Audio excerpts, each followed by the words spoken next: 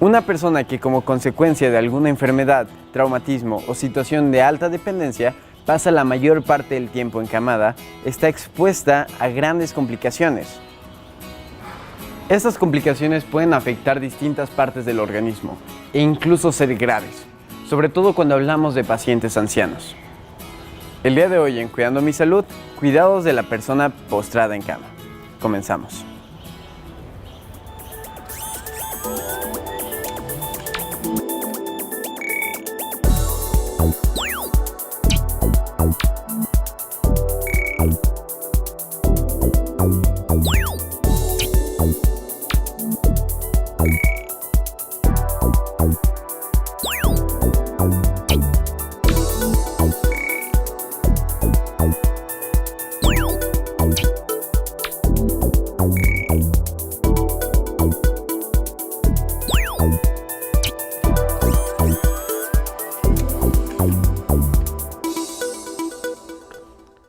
¿Qué tal? ¿Cómo están? Bienvenidos, bienvenidas a una emisión más de este programa de Cuidando mi Salud en este miércoles 2 de junio del año 2021. Yo soy Jorge Eric Valencia García, como siempre agradeciendo el favor de su atención a este programa que estamos transmitiendo desde el campus central de la Universidad Autónoma de Aguascalientes a través de la señal del canal 26.2 de televisión digital terrestre y también a través de Facebook Live.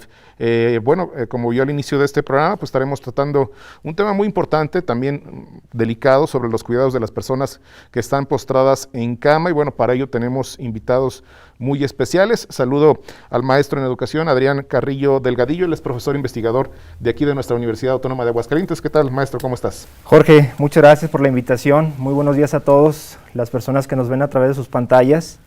Contento por estar el día de hoy con ustedes, compartir un poquito, platicar un poquito de una situación que se vive en el contexto social, ¿no? En la realidad inmediata, platicando un poquito fuera del aire.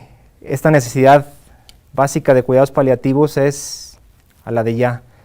Me dedico actualmente, como bien lo dijiste, a la docencia, aquí en esta máxima casa de estudios del Estado, la Universidad Autónoma de Aguascalientes, específicamente la licenciatura en enfermería. Soy licenciado en enfermería además. Comparto mi tiempo, mi dedicación.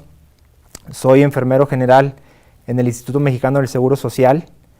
Y bueno, un poquito de la preparación de esto, tengo un diplomado en tanatología que va muy relacionado con los cuidados paliativos, ¿no? Muchas gracias y buenos días a todos. Gracias, maestro Adrián. Y bueno, también doy la bienvenida al doctor Carlos Alberto Cortés Vélez. Él es coordinador estatal del programa Médico en tu Casa y Cuidados Paliativos del Instituto de Servicios de Salud del Estado de Aguascalientes. ¿Qué tal, doctor? ¿Cómo estás? Hola, ¿qué tal? Muchas gracias por la invitación, muy bien. Pues yo soy el actual coordinador de la Estrategia del Médico en tu Casa, de Cuidados Paliativos. Soy médico general, egresado de aquí mismo de la Universidad Autónoma de Aguascalientes. Tengo un diplomado en Cuidados Paliativos por la Universidad Cuauhtémoc Aguascalientes. Y pues ahorita me dedico de lleno al programa de Cuidados Paliativos. Perfecto, muchísimas gracias. Y bueno, vamos primero a una cápsula que habla sobre las recomendaciones para el manejo del paciente postrado en cama.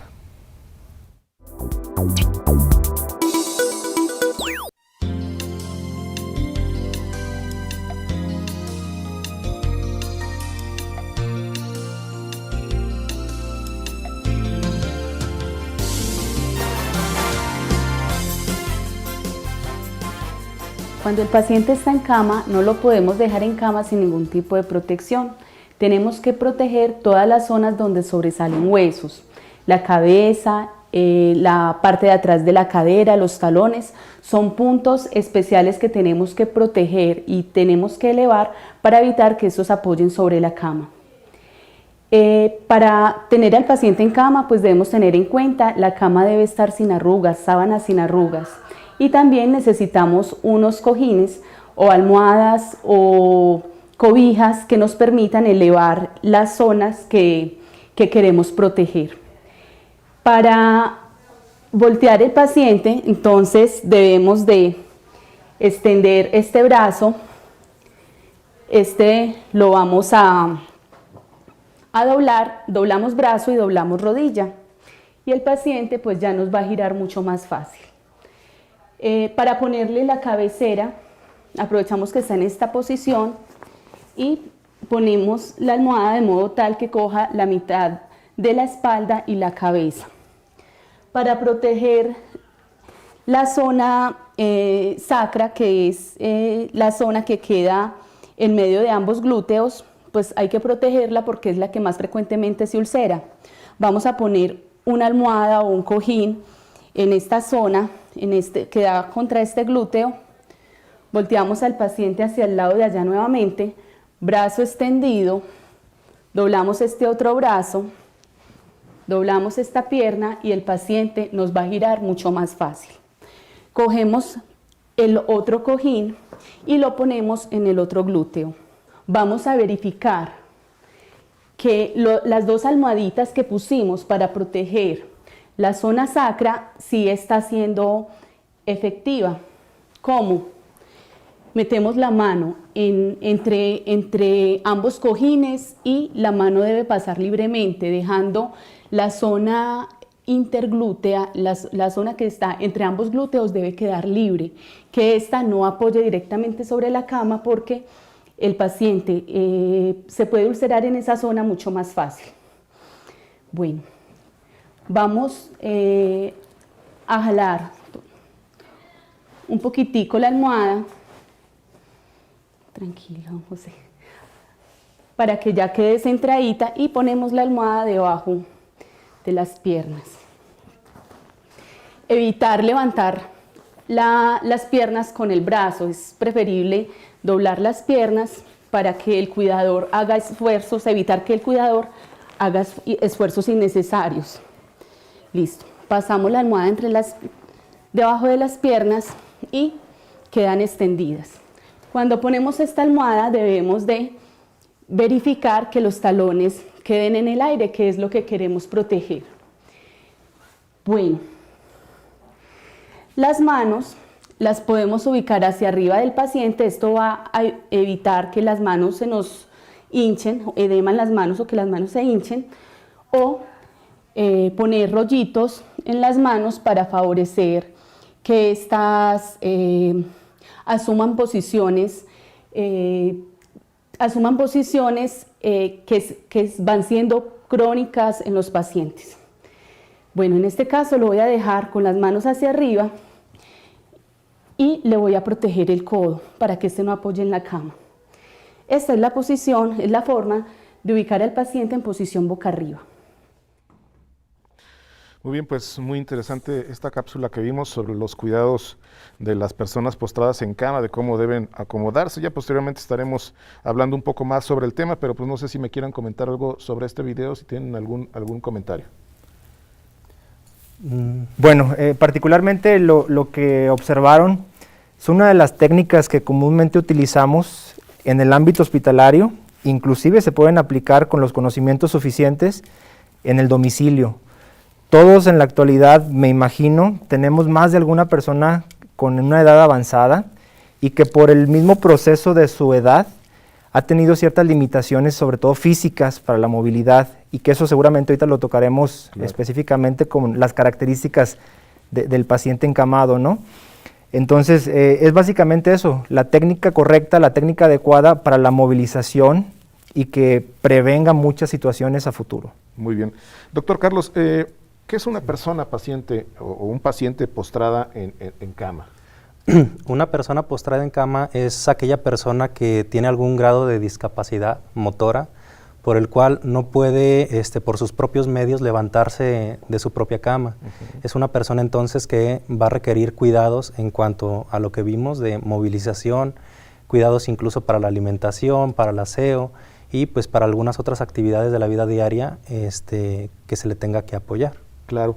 ¿Qué es lo que determina a esta persona que esté postrada en cama? ¿El tiempo que dure en ella o la dependencia de otras personas para moverse, maestro?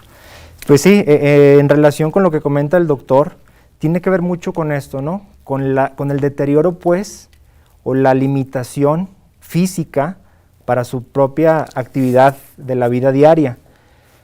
Hay que entender en el contexto de esta situación que podemos encontrarnos con personas de edad avanzada, como lo mencioné en un principio también, y que pues obviamente el tiempo pues no se va a revertir, pues la edad no se revierte, ¿no? Hay ciertamente ciertas actividades o terapias físicas que incluso limita la progresión sin embargo es complicado que se revierta. Hay otro tipo de situaciones, hablando mismo del contexto, las enfermedades terminales, ¿no?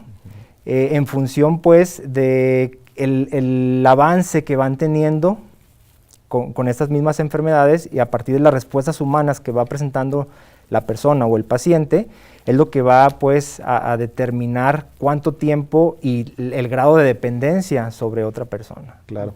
Aparte de la enfermedad que tienen estas personas, sin duda el estar postrados en cama también genera otro tipo de afectaciones. Si nos puede comentar al respecto, doctor. Sí, el estar postrado en cama genera afecciones pues dentro de toda la persona, desde el punto de vista biológico, psicológico, social. Va a haber afecciones físicas entonces por la propia postración, que es el aumentar el riesgo de úlceras por presión, aumenta el riesgo de estreñimiento. Una persona que no se moviliza adecuadamente pues no tiene el mismo tránsito intestinal que una persona que tiene una actividad normal.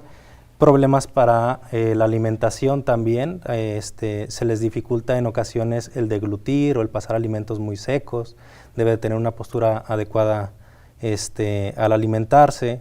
Algún otro tipo físico como el dolor propio que puede ser desencadenado por la falta de movimiento, por la rigidez articular, por la tensión muscular. Pues eso dentro de los problemas físicos. Mayor riesgo de infecciones también. El estar postrado aumenta el riesgo de infecciones de vías respiratorias, infecciones de vías urinarias. Y también dentro de la parte psicológica, pues afecta en cuanto a la calidad del sueño, insomnio, puede haber depresión, puede haber ansiedad, puede haber un sentimiento de despersonalización en el que la persona pues ya no se siente capaz de hacer lo que hacía antes, entonces afecta mucho también en cuanto a su parte psicológica. Y dentro de la parte social, algo muy importante, la sensación de abandono social, algo que tenemos que evitar a toda costa, de que no porque un familiar o una persona tenga que estar postrada en cama, vaya a caer en un abandono social, sino que debe de recibir visitas, debe de recibir cuidados y pues de aportar también en la toma de decisiones familiares o de la comunidad. Regularmente eso que comenta, se aísla totalmente al paciente, ¿no? Y esto no es bueno.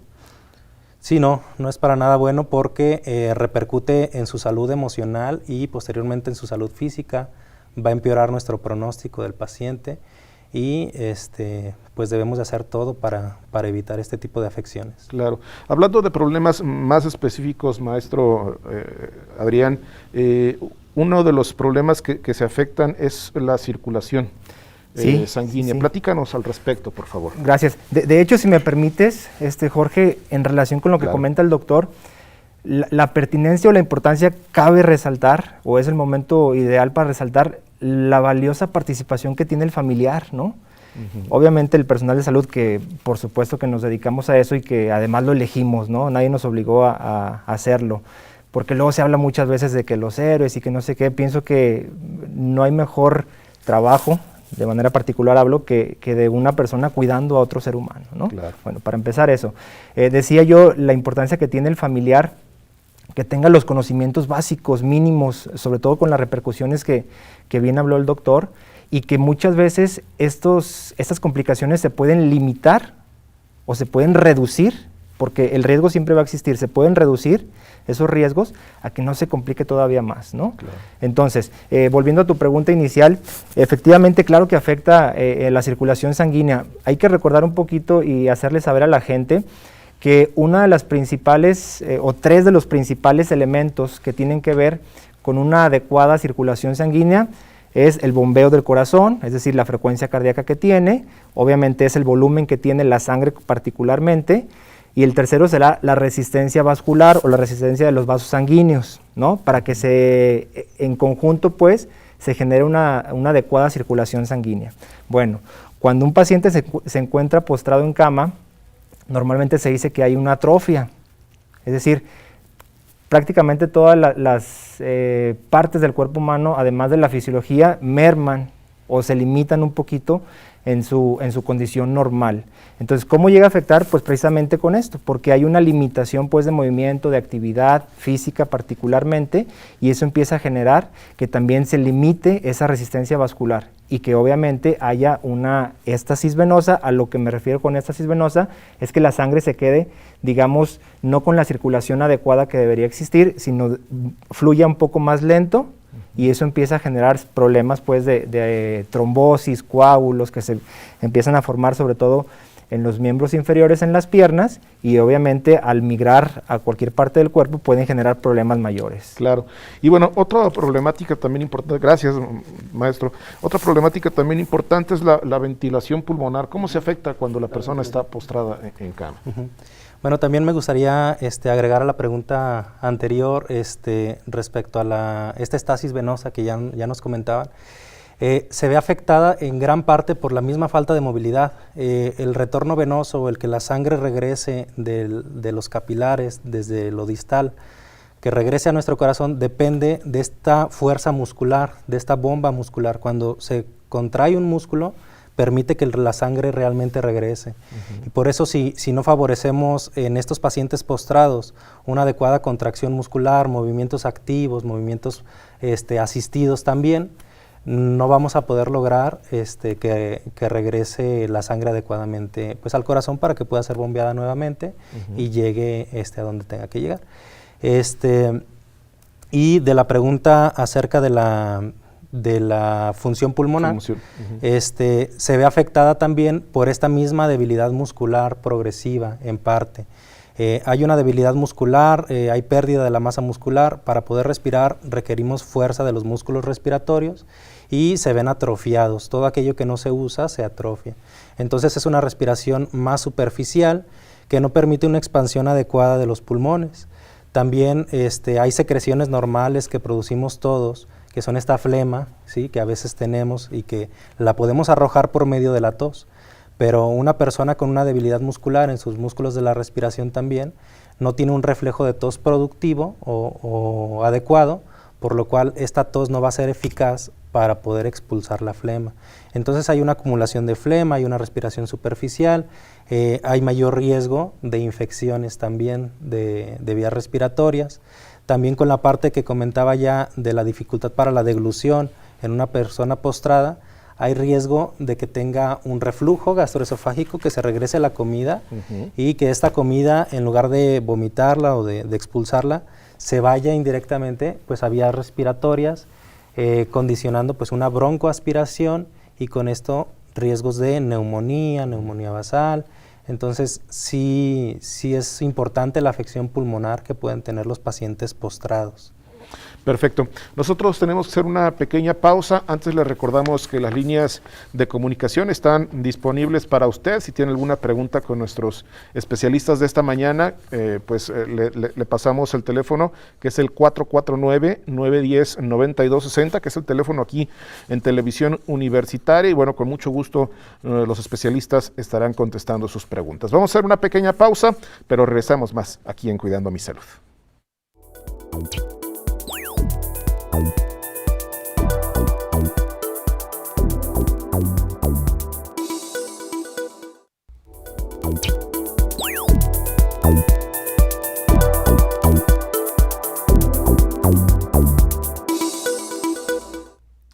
Estamos de regreso en Cuidando Mi Salud. Muchísimas gracias por continuar con nosotros.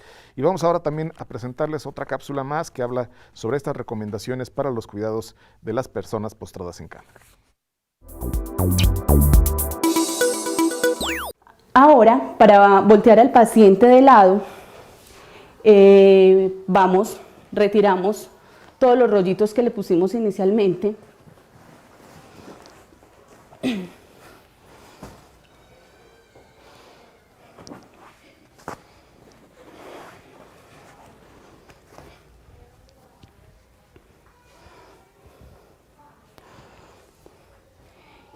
Y para voltearlo de lado necesito correrlo un poco más hacia este lado. Entonces, para movilizarlo, corremos primero los pies, después vamos a correr lo que es la cadera y por último vamos a correr la espalda. Cuando el paciente está volteado de lado, la zona que más frecuentemente se ulcera es la parte lateral de la cadera, esta zona. Entonces esta zona es la que debemos de proteger y sobre todo si ya el paciente tiene una úlcera o una herida en esta parte de la cadera, pues hay que protegerla, hay que elevarla y evitar que el paciente apoye en ella. Volvemos y cogemos 2 almohaditas o 2 cojincitos.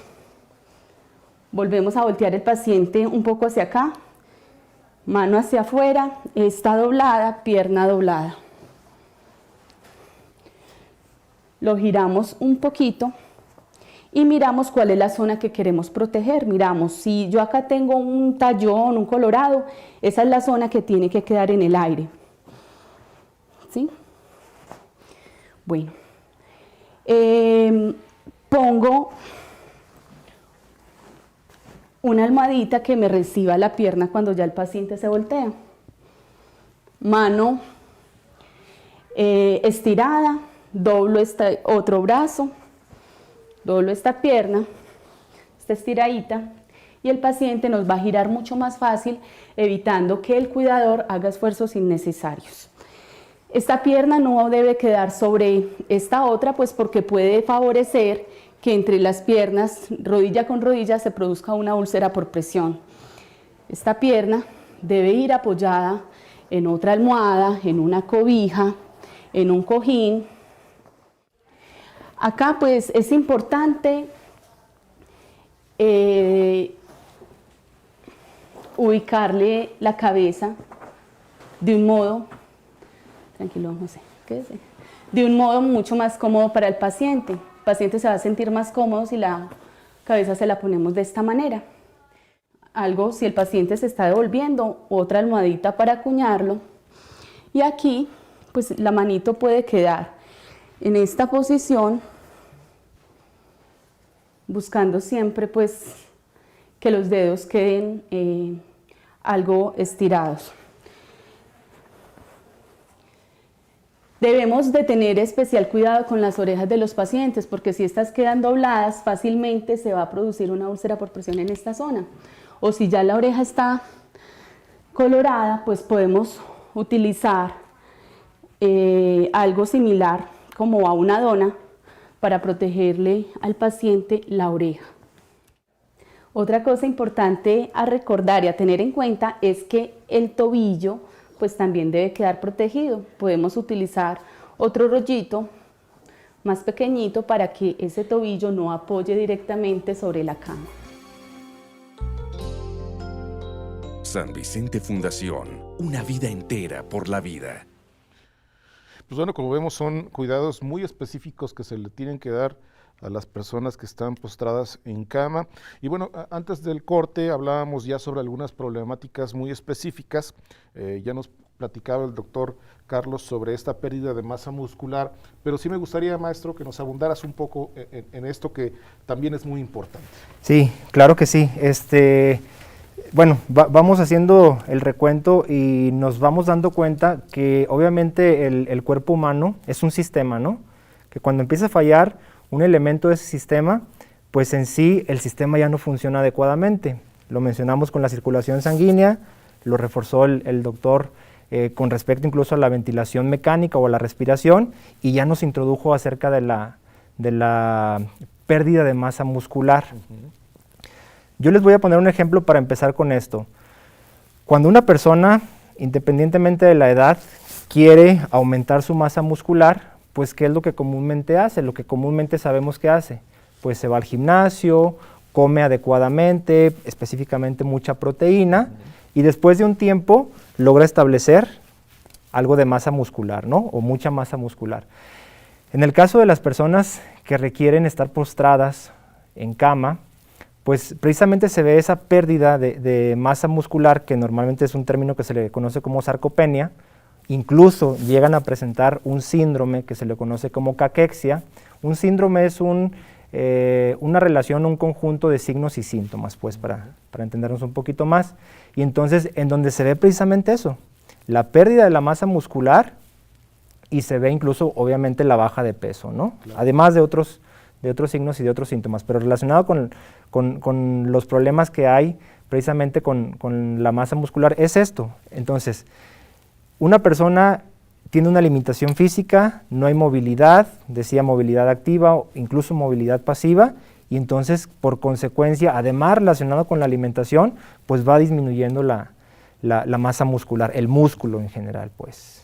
Y esto va muy relacionado con lo que es la rigidez articular. Doctor, si nos puedes comentar. Así es. Bueno, siguiendo con este comentario anterior, hay que partir desde una primicia que tienen sobre todo los terapeutas físicos, kinesiólogos, que nos dice que el movimiento es vida, y esto es real. El músculo estriado, el músculo que tenemos en nuestro cuerpo que nos ayuda para el movimiento, requiere de movimientos constantes, continuos, de estimulación para poder seguir creciendo.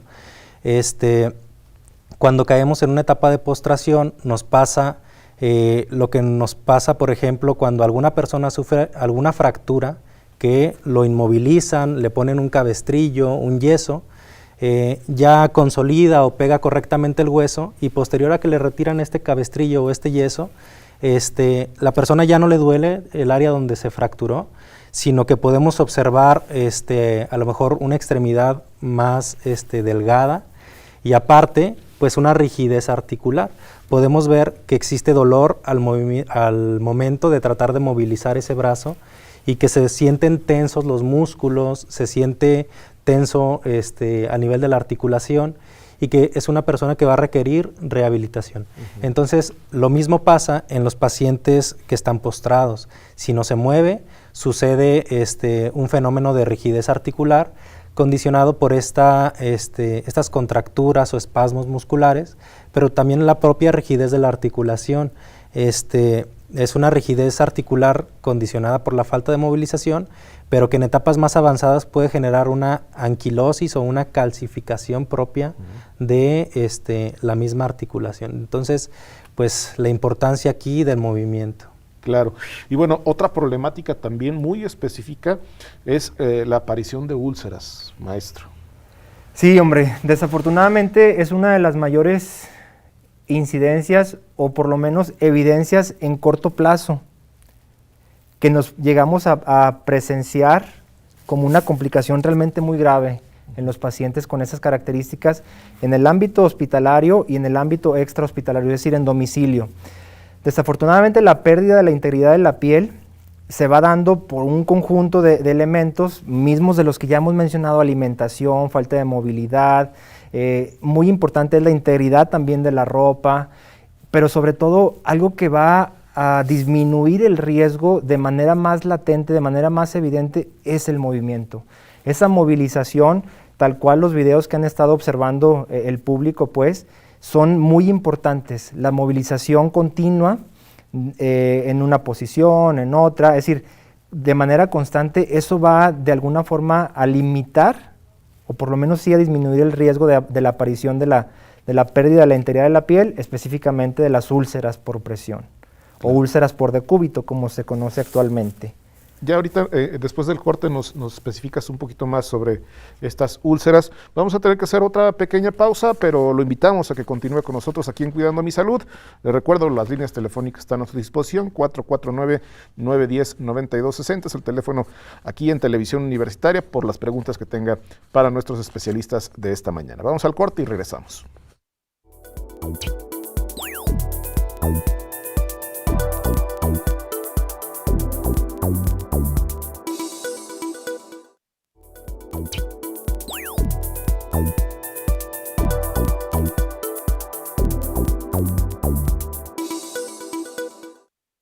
Qué bueno que continúa con nosotros en Cuidando Mi Salud. Vamos a también ahora presentarles un video más que habla sobre los cuidados de la piel de las personas o de los pacientes postrados en cama.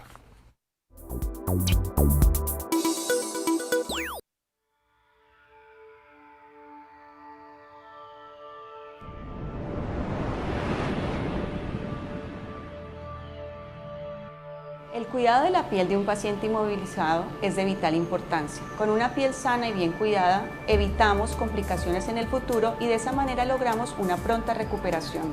Para detectar cualquier signo de alarma, la persona que cuida a un paciente inmovilizado debe revisar a diario las zonas de presión y las zonas expuestas a la humedad, ya que son estas las más afectadas. Es muy importante seguir diariamente el protocolo para una pronta recuperación.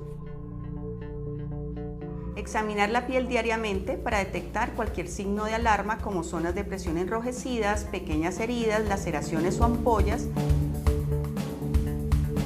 Limpiar la piel. Mantenga en todo momento la piel limpia y seca. Si debe realizar el baño al paciente en la cama, evite el exceso de agua, use toallas de mano o compresas. Seque muy bien la piel con toques, sin friccionar, principalmente las zonas con pliegues y entre los dedos. Hidrate la piel. Aplique cremas hidratantes 2 o 3 veces al día hasta su completa absorción, excepto en los pliegues cutáneos y en las zonas húmedas del cuerpo. Evite siempre el uso de soluciones que contengan alcohol.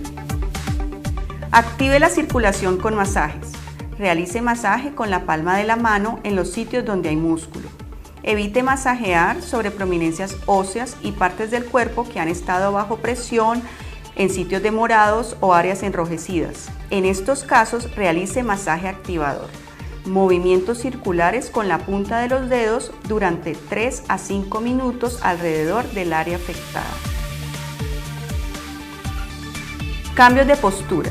Se deben realizar cambios de posición frecuentemente para evitar una de las grandes complicaciones en los pacientes inmovilizados, como son las úlceras por presión. Una úlcera por presión tarda muy poco tiempo en aparecer y toma bastante tiempo en cerrar, por lo que la mayor defensa es la prevención. Se deben realizar cada 2 o 3 horas cambios de postura.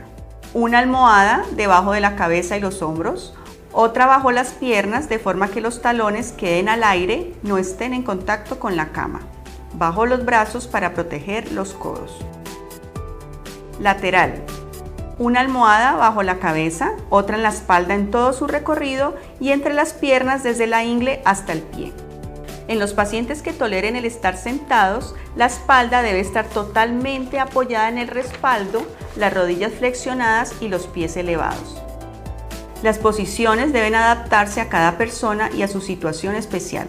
En cualquier caso, el fin es el mismo, liberar de presiones las zonas de máximo riesgo. No olvide que la recuperación de su familiar también depende de usted.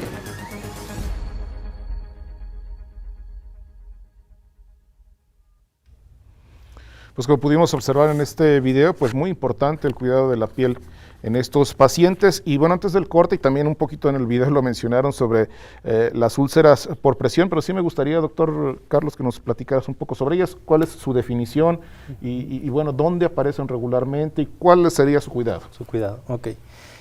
Bueno, como lo habíamos visto previo al corte, una úlcera por presión es una pérdida de la continuidad de la piel. Así inicia. Empiezan como una lesión, un punto rojo, que posteriormente va creciendo, va aumentando en tamaño. Luego ya hay esta pérdida de continuidad de la piel donde se ulcera o se forma una capa donde ya no hay piel como tal, y luego va progresando, creciendo en cuanto a su diámetro, pero también en cuanto a su profundidad. Va afectando al tejido celular subcutáneo, esa grasita que hay por debajo de la piel, posteriormente a la fascia, al músculo, incluso puede llegar hasta exponer el hueso. Las úlceras por presión ocurren principalmente en los puntos de presión, que es donde tenemos salientes óseas. Por ejemplo, el trocánter de la cadera, los talones como veíamos en el video, los costados de las rodillas, el sacro en la parte de la espalda, las escápulas o las paletas que algunos nombran, los codos. Todas estas salientes óseas o prominentes van a ocasionar una presión directa del cuerpo contra el colchón o contra la cama y va a ser el principal desencadenante. Pero hay otros factores que nos van a condicionar la aparición de úlceras por presión. El primero de ellos, ya dijimos, pues es la propia presión. Por efecto de la gravedad, ¿qué ocasiona la presión? Que se interrumpa el flujo vascular adecuado. No llega la sangre arterial a ese sitio, entonces por falta de sangre pues empieza a aparecer una ulcerita. pero también está muy involucrada la humedad que va a generar un maceramiento de la piel o un reblandecimiento de los tejidos. Si hay demasiada humedad hay mayor riesgo de úlceras por presión.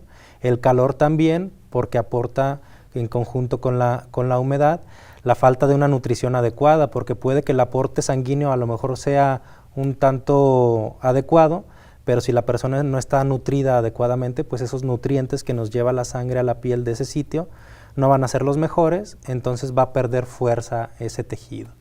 Entonces por eso pues debemos de mejorar todos esos aspectos, la presión, la humedad, el calor, la nutrición, y una adecuada higiene, con una adecuada higiene también. Claro.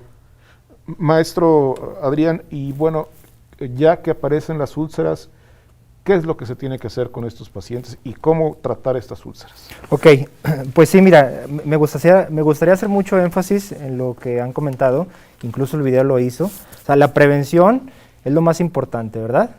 Hay que pensar siempre en prevenir antes de realizar alguna intervención propiamente de la complicación de. Sin embargo, una vez que se tiene, pues hay que también realizar algunas actividades o intervenciones, precisamente para minimizar lo que se pueda venir a futuro, ¿no? Que son infecciones muy graves y que eso nos podría representar pues incluso situaciones no deseadas con la persona. Bien, en particular ya decían, la higiene de la piel o específicamente la higiene de la úlcera por presión es fundamental, es decir, una curación específicamente del tejido que se ha desvitalizado, que ha perdido el aporte nutricional y de oxígeno a raíz de la pérdida de la circulación sanguínea. Entonces, hay que hacer, en principio, si están en domicilio, una higiene o una curación de la herida, particularmente de preferencia con agua de garrafón, que digamos tiene un proceso de purificación, y con jabón neutro, particularmente, ¿no? Claro que si estamos en el hospital tenemos algunos otros aditamentos que son específicamente para esto. El segundo punto posterior a la curación, lo importante es dejar perfectamente seca esa herida. Ya mencionaba y enfatizaba el doctor en que la humedad también es propicia de este tipo de complicaciones. Entonces, una vez se ha dejado completamente seco esta área de pérdida de la integridad de la piel, el tercer punto o el tercer paso sería, incluso existen algunos parches en la actualidad, que son parches hidrocelulares o hidrocoloides, en el cual tienen una composición específica para que se llegue a dar una regeneración celular. Entonces, incluso estos parches son comúnmente, tal vez no tan conocidos, pero que sí los pueden conseguir sin ningún problema aquí mismo, incluso en la ciudad de Aguascalientes. Poner esos mismos parchecitos, y bueno, no sé si ustedes hayan escuchado, pero en la universidad ya hay una patente acerca de una pomada que genera misma regeneración celular y que seguramente en los próximos años pues ya va a salir, o incluso en los próximos meses ya va a salir a la venta pública. A comercializarse, ¿no? Sí, es un logro de una maestra de aquí de nuestra universidad que hizo esta pomada y pues muy interesante. Doctor, algo también muy importante es el espacio donde van a estar estas personas postradas, específicamente la cama. ¿Qué características debe de tener este espacio? Bueno, habíamos dicho que lo importante es favorecer la movilización del paciente, evitar puntos por presión, evitar humedad, evitar calor, favorecer la adecuada higiene. Entonces necesitamos una cama que nos permita con mayor facilidad realizar estos cambios. Sería una cama de preferencia pues de tipo hospitalario, que tuviera cambios de posición, que pudiera elevar piernas y luego elevarme la parte media del cuerpo, ponerme en una posición sentado, semisentado al paciente. También nos apoyamos mucho para los cambios de posición con las sábanas que se utilizan por debajo del paciente para poderlo mover de un lado a otro. Es una sábana que se pone de lado a lado de la cama para que con apoyo de dos personas se pueda movilizar, pero sobre todo la superficie en donde está, donde es el lecho del paciente. Se recomiendan colchones de tipo neumático, que son colchones que son inflados a través de un compresor y también los hay de presiones alternas, donde de repente se infla un poquito más una parte del colchón y a la otra se le baja la presión, y luego se va cambiando la presión un poquito más a otra zona para que no siempre exista la misma presión en todas las partes del cuerpo. Lo ideal sería un colchón con presiones alternas, que me vaya alternando la presión de un sitio a otro, para favorecer el descanso en los otros lugares. Después, pues ya estaría este otro colchón muy recomendable, que es el neumático. Ese nada más es un colchón de aire con una presión continua en toda su extensión. Y también hay otros tipo de aditamentos, que son colchones a base de espumas, por ejemplo, que tiene una forma como cáscara de huevo, que también pues sería ya una opción a lo mejor menos eficaz que los colchones de tipo neumático. Muy bien, nosotros vamos a hacer nuestro último corte, pero lo invitamos a que continúe con nosotros aquí en Cuidando Mi Salud.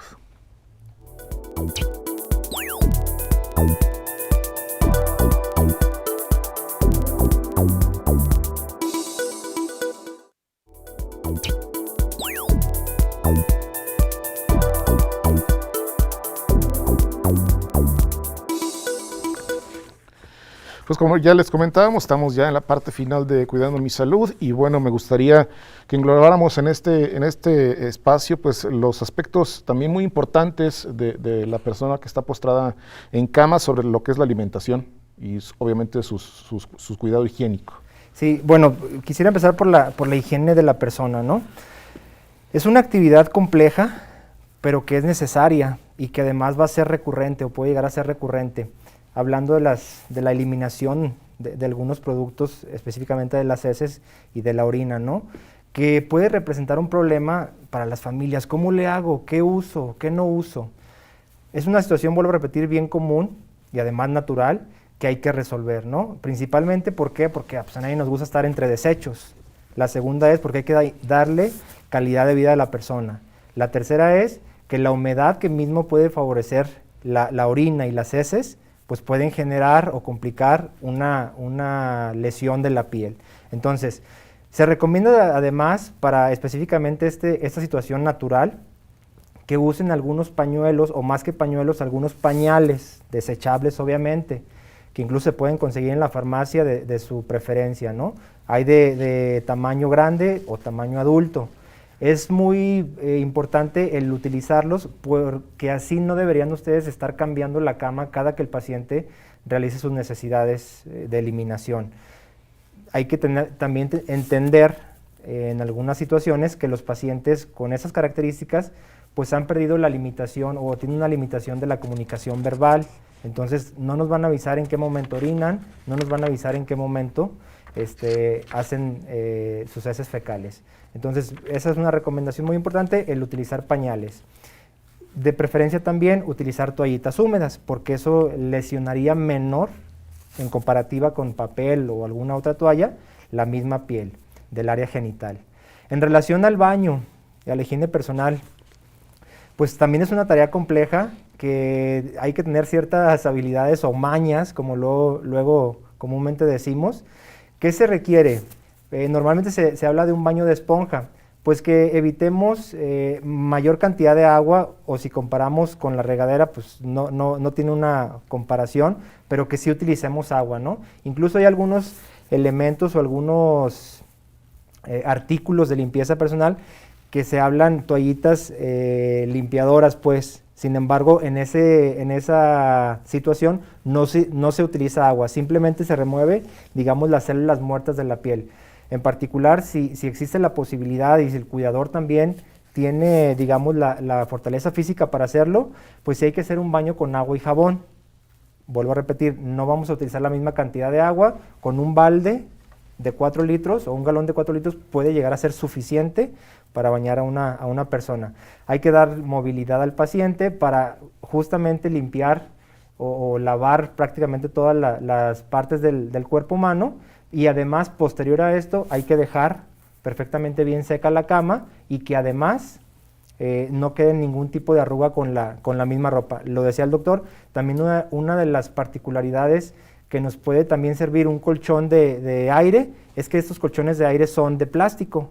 Entonces se puede limpiar perfectamente la misma humedad o la misma agua que se quede dentro de. Muy bien. Doctor Carlos, la alimentación. Ok, la alimentación es muy importante realizarla con cuidado. Va a haber dos tipos de escenarios, uno en el cual la persona pueda alimentarse por sí misma, que nada más requiera apoyo en cuanto al darle posición. En ellos lo importante es que se alimente sentado, no por ser un paciente postrado lo vamos a dejar que se alimente recostado. Tratar de darle una adecuada posición porque para que el alimento pase adecuadamente de la boca por el esófago hasta el estómago, pues se apoya en gran parte por la gravedad. Entonces, con una adecuada fuerza de gravedad que nos apoya a bajar este alimento, vamos a favorecer que coma adecuadamente sin el riesgo de que se le regrese, se le atore, se le vaya para otro lado. Hay que considerar mucho, tomar mucho en cuenta en estos pacientes también si tiene o no debilidad muscular, dificultad para deglutir, porque los alimentos que son secos, alimentos de un tamaño muy grande, pues pudiera tener mayor dificultad para deglutir, aunque él se pueda llevar el alimento a la boca. Entonces, proponerles utilizar alimentos blandos, en porciones pequeñas, fáciles de deglutir, pues sería la recomendación en ellos. Y en pacientes que no pueden alimentarse por su propia cuenta, pues tendríamos que darles nosotros alimentos por vía oral, pero tomando en cuenta que va a requerir más tiempo que nosotros para alimentarse. Entonces va a ser otra vez alimentos con porciones pequeñas, fáciles de deglutir. La mejor consistencia es la consistencia como natilla o como puré, es lo que mejor pasa a través del esófago y lo que más difícil se regresa, porque por ejemplo los líquidos pasan muy fácil, pero así de fácil se regresan. Entonces sería darle un bocado y darle el tiempo para que el paciente disfrute adecuadamente su alimento, lo pueda deglutir, darle agua, hidratarlo muy bien para que con el agua baje todavía más este alimento y mantenerlo en una posición también sentado por un tiempo aún después de haberlo alimentado, porque si luego lo recostamos, ese alimento aún sigue ahí en la panza, en el estómago, y se nos puede regresar con un riesgo de broncoaspiración. Claro.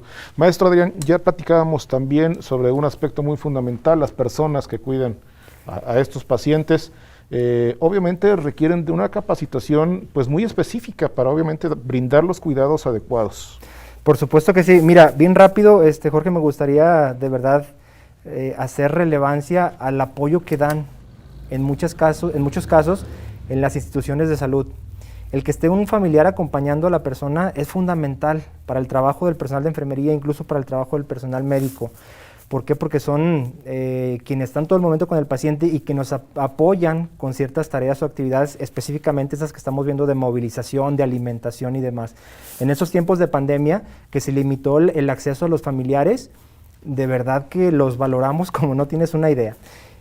Volviendo a la pregunta central, por supuesto que es importante que reciban ellos una capacitación, tal vez informal puede llegar a ser suficiente, pero para que particularmente tengan dos puntos a considerar. El primero, la seguridad propia y la del paciente. Es decir, que por este mismo movimientos que se dan, no se vaya a llegar a generar un riesgo de caída de la persona que está postrada en cama y eso agravaría todavía el cuadro o la situación de salud de la persona. Y la otra, de manera muy específica, pues que tengan cuidado sobre su propia salud. Hay muchas veces que existe falta de información, falta de conocimiento de las técnicas y eso va a generar una lesión en el propio cuidador, más que la persona que está cuidando. Entonces, eso particularmente hay que considerarlo. Muy bien.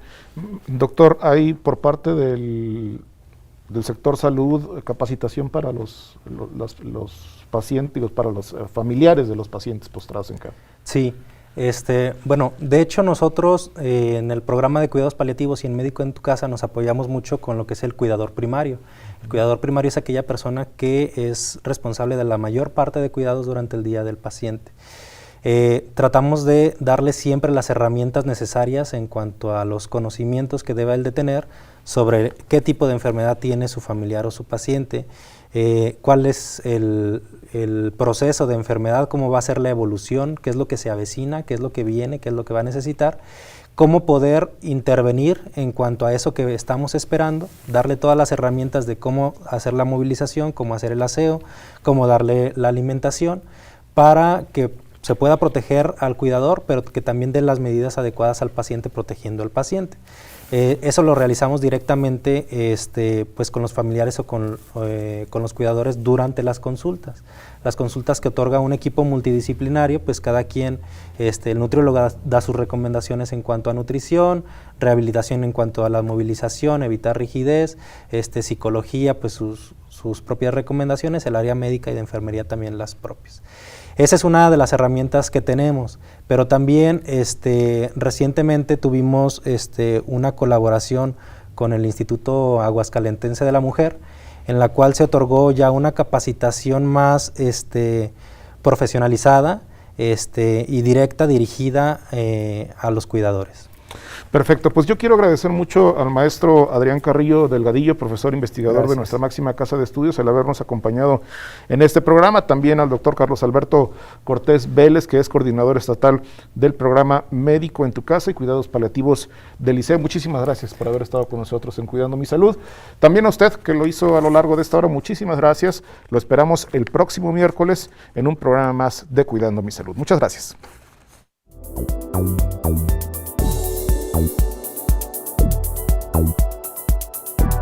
Bye.